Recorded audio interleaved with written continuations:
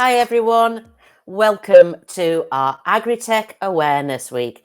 Thank you for joining us. So my name is Wendy Hewittson and I'm the AgriTech Programme Manager for Barclays Eagle Labs. So as I said, thank you for joining us for our AgriTech Awareness Week. Today we're looking at Future Forward, the AgriTech of tomorrow. And this is our fifth and final session of the AgriTech Week. What a shame. But before we get started, I do have a short mandatory disclaimer that I need to read out to you.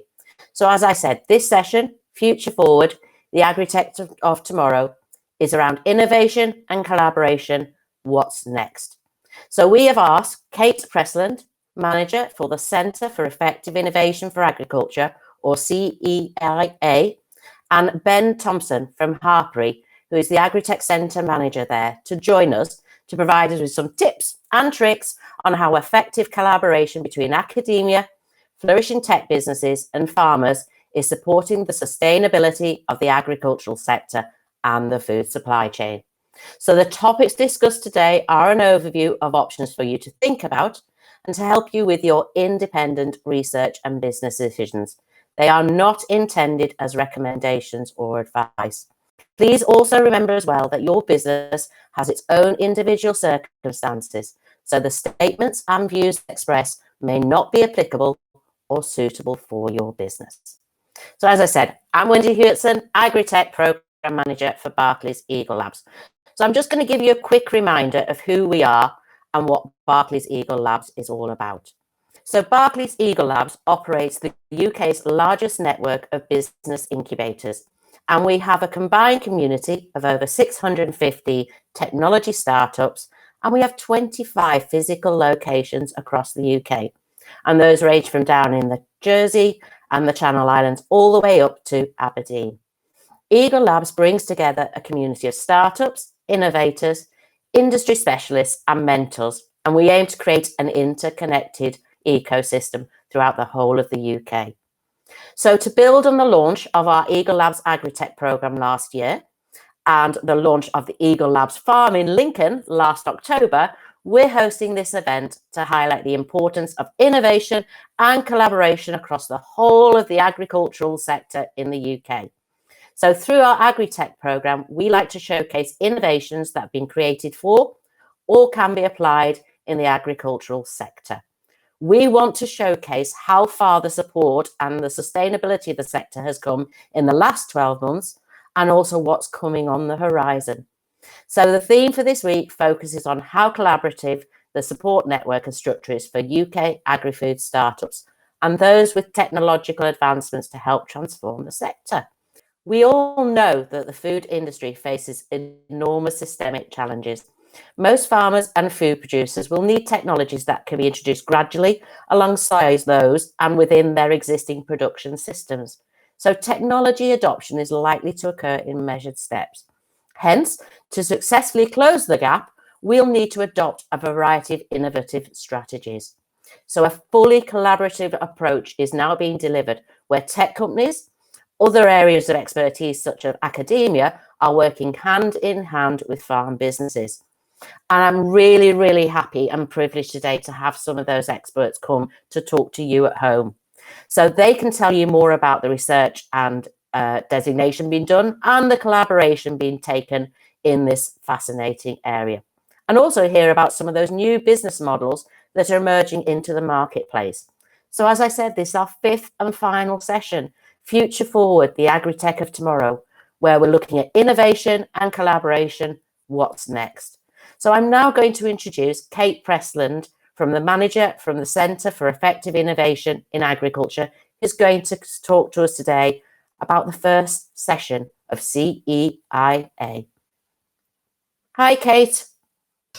Thank you, Wendy, and the Eagle Labs team for inviting me to talk today about agri-innovation and collaboration.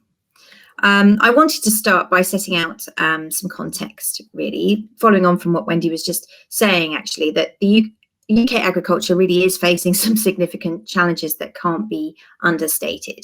Professor Bentham of Chatham House was speaking on Farming Today just recently, talking about the fact there is an unprecedented pace of change facing agriculture. Challenges with weather, climate change, how farms reach net zero, meeting environmental targets and halting biodiversity loss, the new Brexit environment, and that bringing with that some market volatility, and throw a global pandemic in the works as well, means that business is not as usual and cannot be as usual. Many of the farms that I've worked with over the past few years will have said to me many times, there isn't really a normal year anymore. The predictors of things that you hope will happen, there are fewer and fewer that can be relied upon. So what do we currently do about it? We spend a pretty healthy £400 million a year or thereabouts on agricultural R&D from the public purse every year.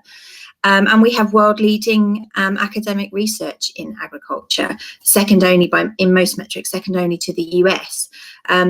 And we have excellent knowledge exchange. We have lots of really passionate, dedicated knowledge exchange providers that work really hard and translating research outcomes to something that can be really helpfully used on farm. But as you can see from this chart in the top right-hand corner, we've got very powerful knowledge exchange and knowledge transfer and ability to access knowledge, but it's not very integrated. It's highly fragmented. And so as a farmer, how much time do you have to navigate through these to get the information that's most relevant to you? So we have good spend, but why are we lagging behind on total factor productivity? As you can see in the lower left chart here, for example, things like wheat yields are still plateauing despite having developed better varieties and having quite a lot of research focus in recent years.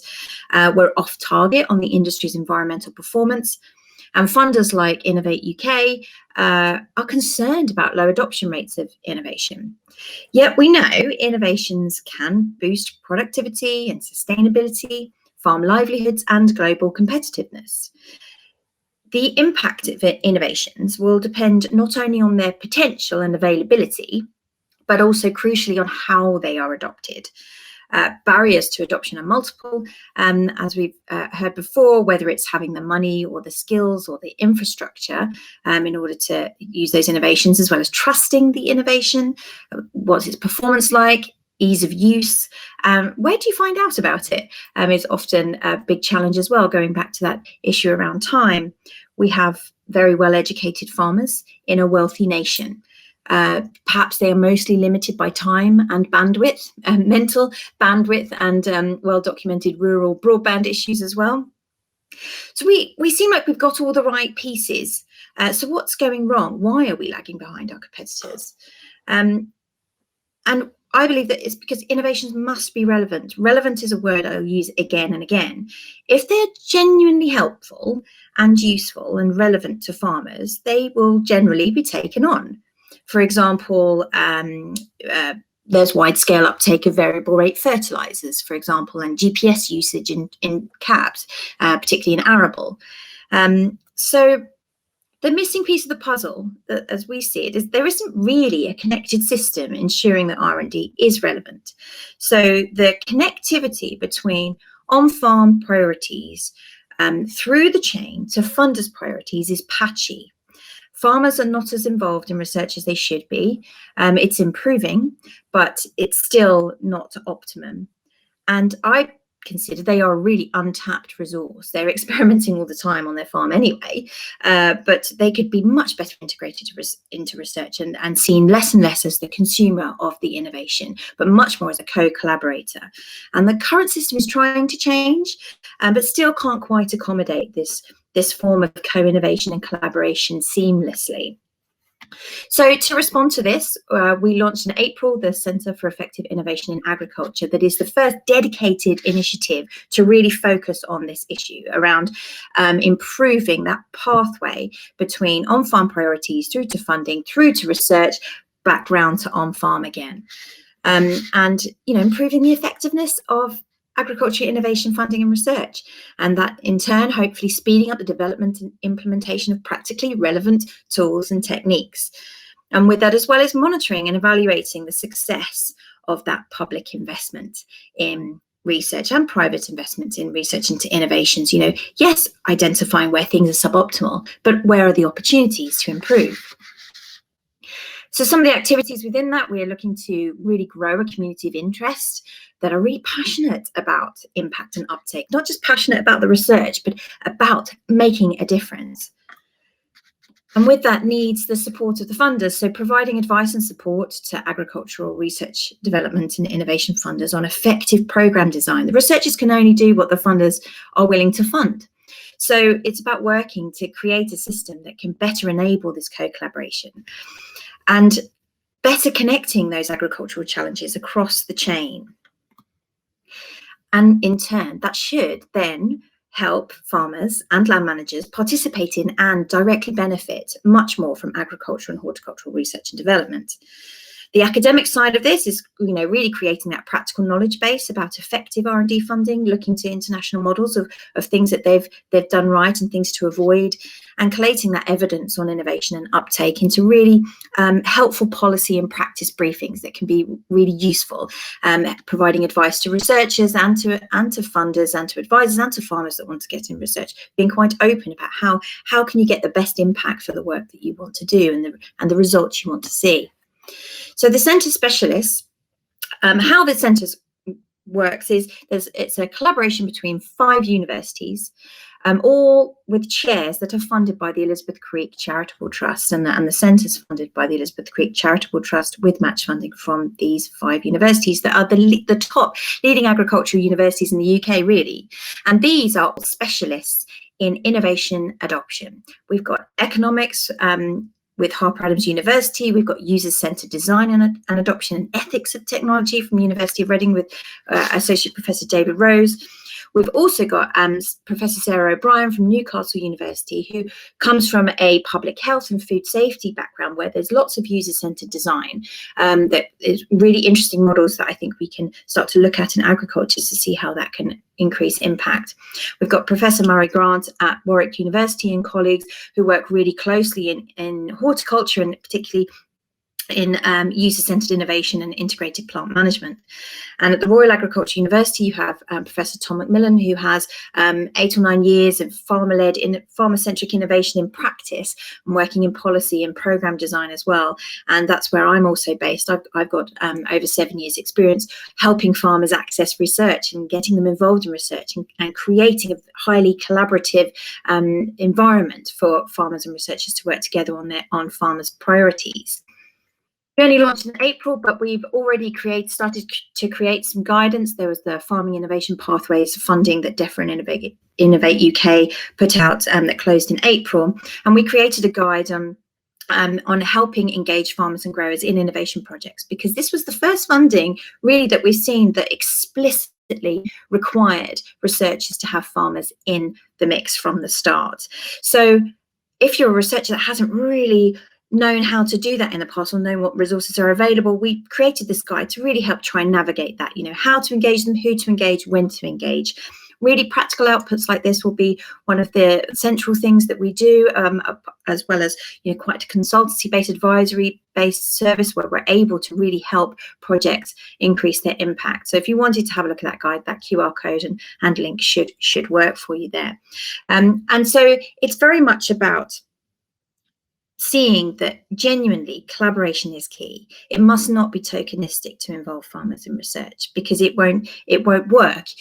If you create a culture where farmers are able to be engaged in research, over time, you will see a huge increase in experimental skills, a real kind of sophistication in what's required on farm and where the challenges are and what the opportunities are for different innovations, because innovation is only invention if nobody uses it. So the involving farmers, really genuinely integrating them into research projects and technology development will only serve over time to increase the uptake of better, more relevant adoptive innovations. And that leaves me to just say thank you very much to Wendy, and I'll hand back over. Thank you so much, Kate. That was amazing. So much work going on. And as you say, I think 3 things stood out for me, or 3 key words, should I say. That is community, effective, and connected. because as you say, we can only do this if we all work together. So that was absolutely amazing. Thank you so much, Kate. I'm now going to bring in Ben. And Ben Thompson is the Hartpury AgriTech Centre Manager. And I think Ben is going to talk about all the good work they've started to do. And again, that collaboration piece, as we were talking about, and the business models for effective innovation and collaboration with farmers. So, hi, Ben, how are you doing? Thank you very much, Wendy. It's great to be a part of this event, an exciting week. It's a pleasure to introduce the Hartpury Agri-Tech Centre and obviously our plans for the future. So to firstly introduce the centre itself, officially opened in February 2020. Obviously, there's a lot happened since then, and we've successfully transitioned to doing things digitally, but obviously remaining optimistic to when we can welcome familiar as well as new faces onto site as well.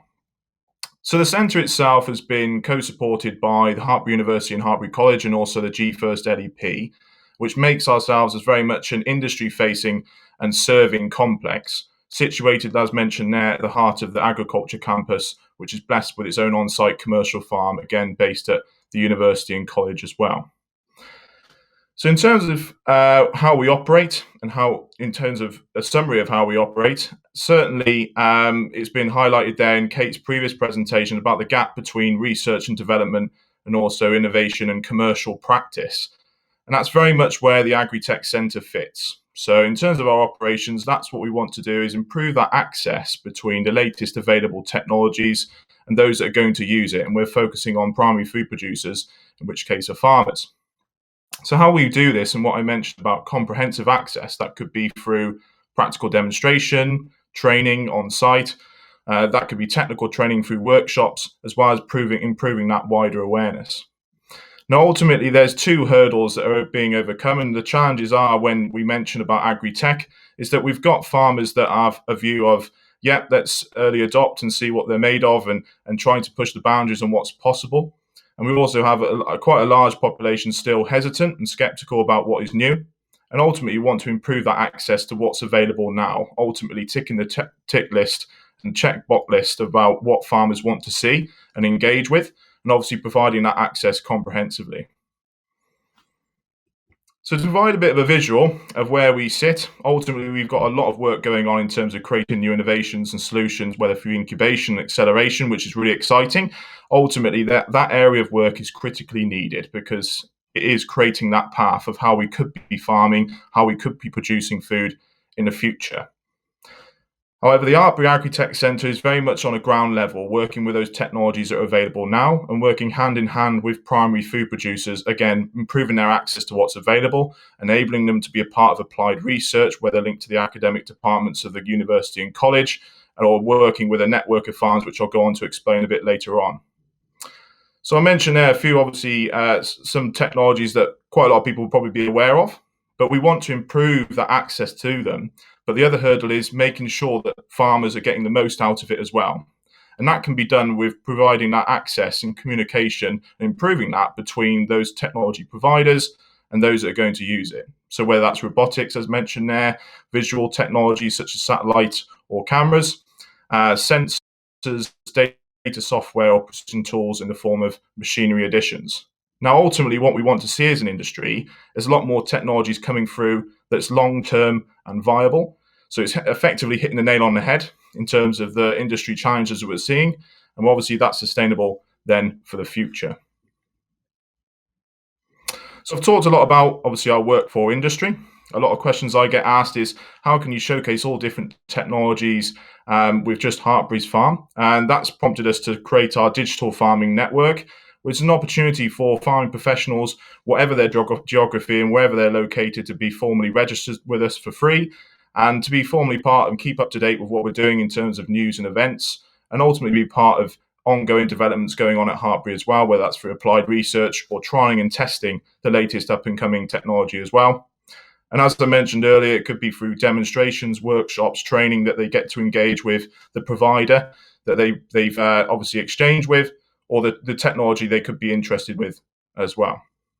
And ultimately, we want to showcase this technology with the glamorous stuff off, effectively kicking the tire on what it can do in real world practice. because that's ultimately then what farmers want to engage with. And that ultimately, as Kate alluded to, would hopefully increase that uptake and build that trust and reliability as well. So when I refer to industry, we don't just mean the current generation of farming professionals, we also mean the future generations as well. And that comes in the form of our university and college students. As part of their learning experience at Hartpury, they also have the opportunity, as the same as farmers, to engage with these technologies, not only grasping how they work, or not only just the benefits, but also the function as well. So really building upon their technical knowledge capacity and really improving their employability prospects as well, which is going to be increasingly important as we see more and more agri-tech companies become more prominent in market. There is ultimately going to be an employability demand and different needs there coming through as well. So we're making sure that the future generation are grasping these different solutions coming through as well. Then lastly, as I alluded to previously, we want to carry out research linked to the university and college, tackling and working with the farming network and applying this research in terms of industry challenges as well. So really just making sure that what we're carrying out at Hartpury is ultimately going to be impactful going forwards for industry and also relevant to students in their further careers after study. I want to emphasize this is very much just phase one of a 10-year strategy that Hartpury has to create the vision of a digital innovation farm, which is evolving our agriculture campus, focusing on different areas where technology can benefit. That could be alluding to and introducing how technology can put a measure to environmental impact or data management or cybersecurity. So in terms of phase two, that's our reaching hand to help with SME businesses grow and help with their product development phase to ultimately accelerate their progress, to then enable them to work with the Agri Centre that's already been established, and ultimately then help them grow and help them be prominent and benefiting farmers, not just in the local region, but in wider regions around the UK as well. I will ask that anyone's listening today, if they wish to discuss how they can work with us or just to keep up to date with our news and updates, please email agri-tech@hartpury.ac.uk, or those who are active on social media as well, please reach out via Facebook and Twitter. Thank you very much. Thank you, Ben. That was brilliant. It's so nice to see how far your program and what you've been doing has developed since I first met you. And I think, commercial, practical, accessibility, again, keywords I've picked out from your presentation. So thank you so much. What I'd now like to do is bring Kate back in as well. I've had quite a few questions actually sent in that I think would be great to pick both your brains and find out your thoughts. Probably yourself first, Ben. What types of businesses have you seen flourish then that you've been interacting with in this kind of last 12 months? And why do you think that's been the case? Certainly in the last 12 months, we've seen those that have well resourced digitally or could be providing a digital resource themselves has certainly been quite prominent and making the most out of the situation, just because everyone using different, let's say, virtual platforms has certainly become the norm. So it's easy to demonstrate those sort of resources going forward. So they're certainly the ones that are able to showcase what they're doing quite easily. And certainly those are it's actually helping their product development as well, which is exciting to see. Brilliant. And leading on from that, Kate, what do you think are the most important factors that are going to aid the growth and the sustainability of that agri-tech, agri-food development?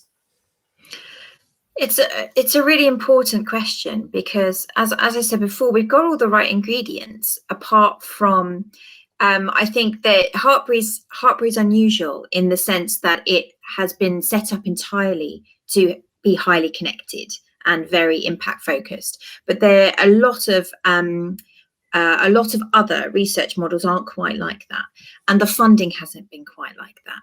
And so a really important shift that needs to happen is to work out exactly how. I mean, researchers will do what the funding requires ultimately, because you need the money to stay with you. So the reality is that the call needs to be structured in such a way that impact really, really matters. Ultimately, everybody wants the same thing. Farmers want innovations that work for them. They're really, really helpful and fix problems. Researchers want their developments to be really, really useful and successful, and funders want impact for their money. Everybody wants the same thing, it's just not quite working yet.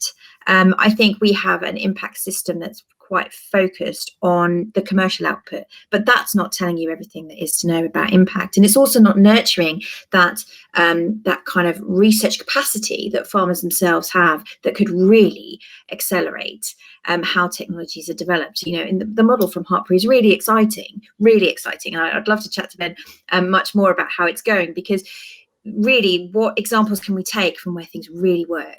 How much faster are technologies that are relevant and helpful?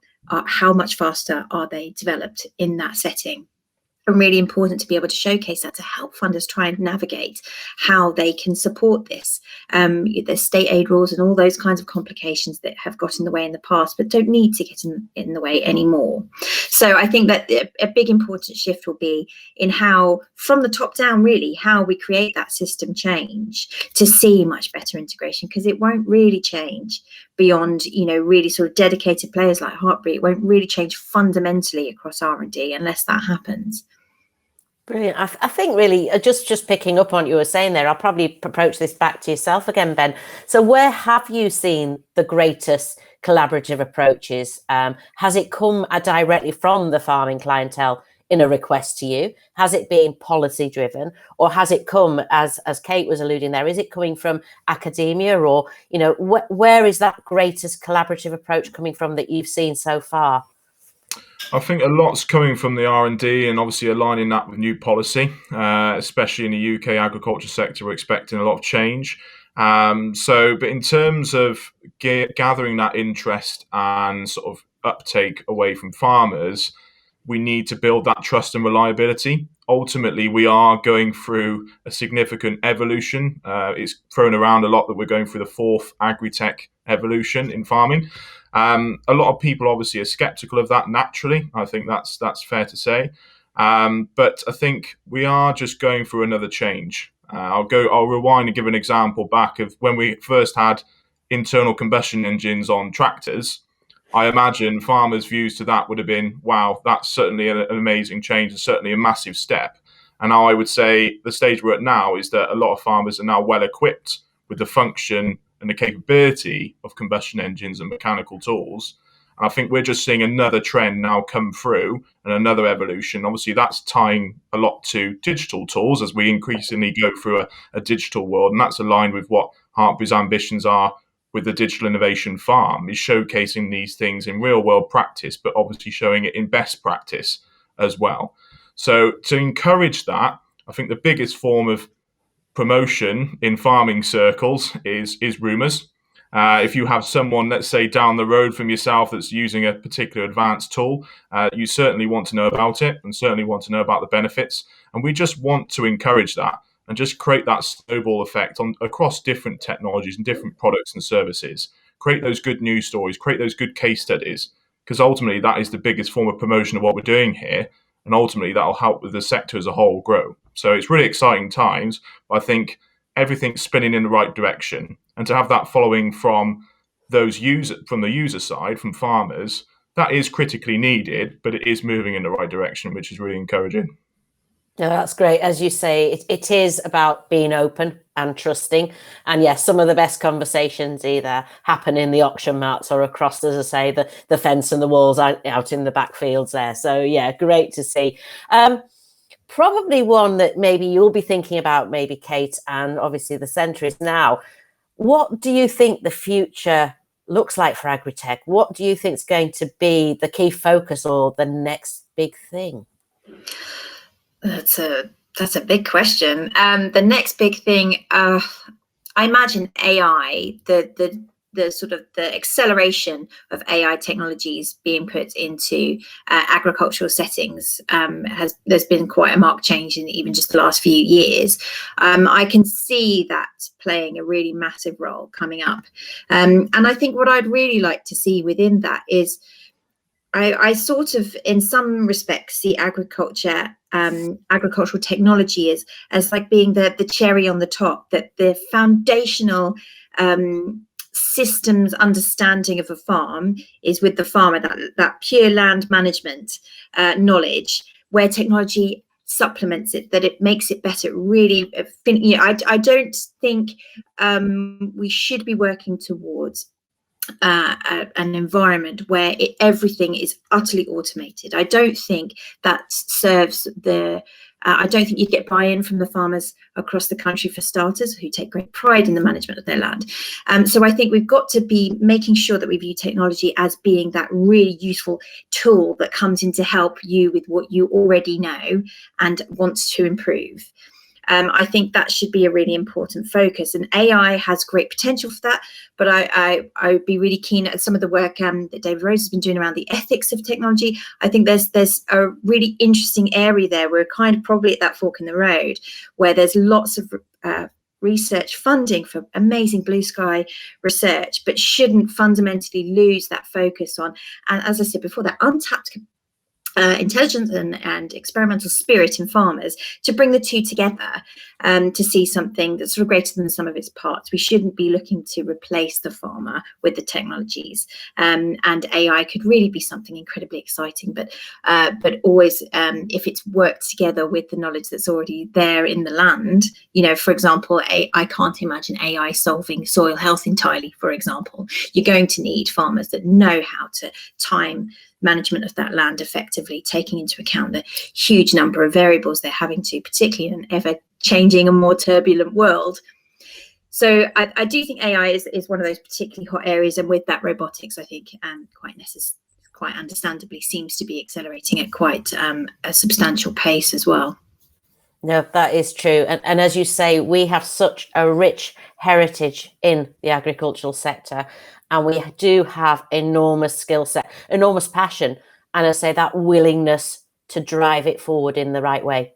And I think that is key wherever we look at. As you said, any type of technology has to be almost an add-on, a plug-in that's going to support an existing method or an existing practice. It isn't quite necessary to go out there whole hog, start something new. And it's always going to be seen that it's a tool to support the farmer, not to replace them. And I think that, yeah, you're right, that is key. So when you were talking earlier, Ben, you mentioned that you're working effectively and practically with some of the technology that's available now.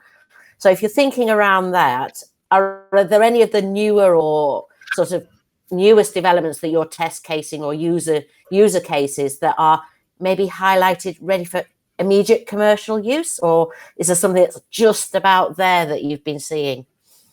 Certainly something that I find quite exciting is IoT, combining lots of different sensors that combine a lot of different data, really tying into what Kate mentioned about AI. I'll go above that and say about data science, ways in which we can capture lots and lots of information, but then convert that to an actionable insight.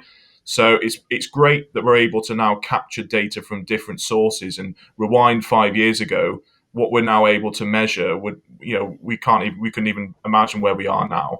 So that's really exciting to see where IoT is taking us, and the fact that we can measure remotely and gather data from, let's say, water quality, ammonia, carbon dioxide, soil moisture, but converting that information is the next step to actionable insights for the farmer. You mentioned there about providing it as not an added, very much an add-on and a plug-in rather than an added job to the job list. So that's the role of data science in that process, whether we convert massive amount of information to an alert of something going wrong, or an alert of something potentially to go wrong, is really, really useful and enables farmers to become more proactive. So certainly what we're encouraging is, rather than just look at the practical landscape, look at the digital landscape as well. So what can we actually able to measure around our farm? But I think IoT is on the cusp of creating something that's really exciting. And then obviously aligning that to potential policy changes to more focus on restoring the environment, encouraging better biodiversity and benefiting the environment, and putting a measure to that. That is where IoT, I think, is certainly something we're keeping a close eye on at Hartpury anyway. So that's really exciting going forward. Brilliant. I'm probably going to ask both of you this because it's relevant to both the roles that you're playing. So we're obviously talking to a lot of businesses, a lot of academia. We cover the whole of the UK. And so much so, we want to know how can we support those agri-food startups, the agri-tech startups? So what's one piece of advice you would give to a new startup, either wanting to or just starting out in that area? And I'll come to yourself first, Ben, on that one.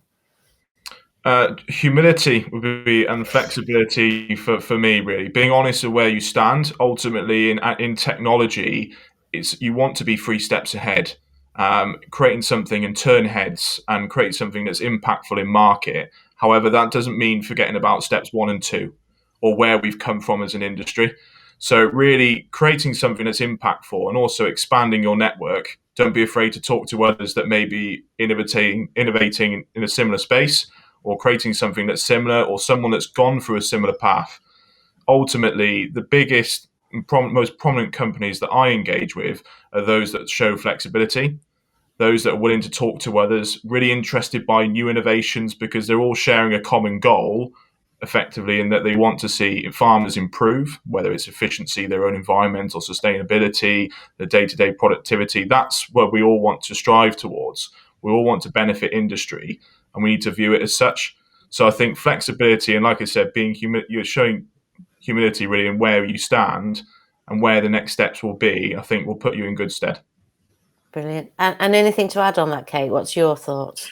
Yeah, that was a good answer, Ben. I would echo much of that. And I think, as Ben had said, expanding those networks, really going out and finding some farmers to talk to, plugging into those networks and having those honest conversations. It's extraordinarily complex, and you'll have issues for some people that aren't issues for others. And it'll go full circle, and it'll seem like an insurmountable pile of problems. But that's part of it, and that's how complicated farming is, and people's challenges are so different.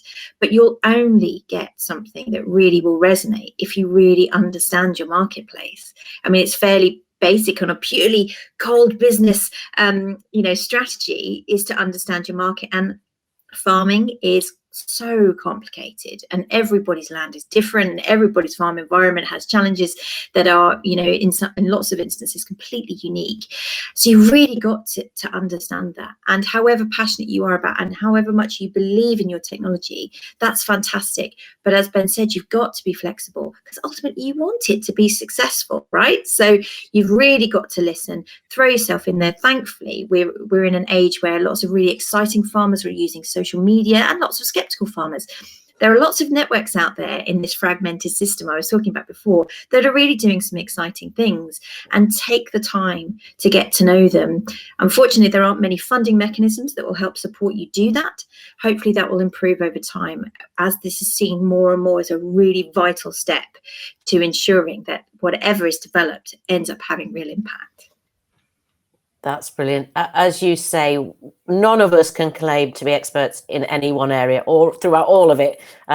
So it is talking to other people like ourselves that are in the room today, literally people reaching out, touching base with everyone, speaking to so many different people. It is really key, that we all are open and honest. If we're not honest about the issues that the farmers are seeing, there's going to be a lot of technology created that isn't effective. And as you say, isn't practical, never mind accessible for all there. So I would probably just like you to give sort of one last thought on, the collaboration and what is the next step for what you're seeing as agri-tech, agriculture, agri-food. Just one thought that just pings into your mind. So let's hear from you, Kate.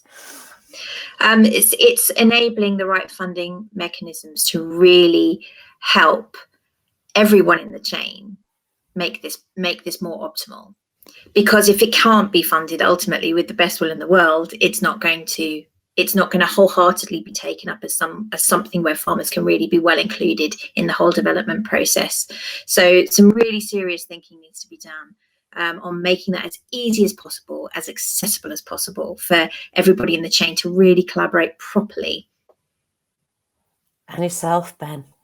I think, I'll just echo that, but also mention about connectivity. I think, Kate mentioned and introduced the problems that we're still seeing a great variance in connectivity across the rural areas. And I think we're seeing a lot of new agri-technologies come through that are either using data for function or providing a service to a farmer or a supply chain business. Now, at the minute, we run the risk of that being a data silo or an independent source of information in itself, which if it can't communicate with another technology or another software, it goes and creates that problem that we alluded to before about creating another job for the job list.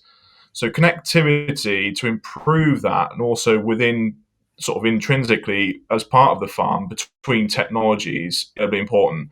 I think it is being highlighted, which is great, but for us to experience and utilize all the benefits that we talk about on farm, we need to improve that connectivity digitally. So that's hopefully what we can see move forwards hopefully improves going forwards anyway. Brilliant. No, that is it. And, like events that we're doing here, talking to people like you, bringing this into the homes of people that are listening in today, again, that's hopefully going to trigger somebody else's, I know how, yes, I can do that. I can do that. Or wherever it is. I really can't thank you enough for bringing this to life for me today and for the people at home. So hopefully you've enjoyed it as much as I have. The one thing I would say is, this is just one of many events that we pull together within Eagle Labs. And obviously we aim to support and connect people. So if you want to speak to either Ben or Kate, please do reach out to us and we'll put you in touch. But also, these events are key only because we listen to what you want and we act upon that. And then we'll deliver subject matter or knowledge or education that you really want to focus on and hear about. So shortly after we leave, there will be a QR code comes on screen, and that will lead you to a short survey where you can give us your thoughts. What did you enjoy? What do you want to see? Because as I said, Eagle Labs or any of the people that have been here today are there to support you and support industry, not just agriculture, but industry. And we want this to be the most important and the most sustainable ecosystem in the whole of the world, never mind the UK. But no, thank you very much for joining me today, Ben. I can't thank you enough. And the same to you, Kate. I look forward to seeing you again shortly in the future. Pleasure. Thank you, Wendy. Thank you.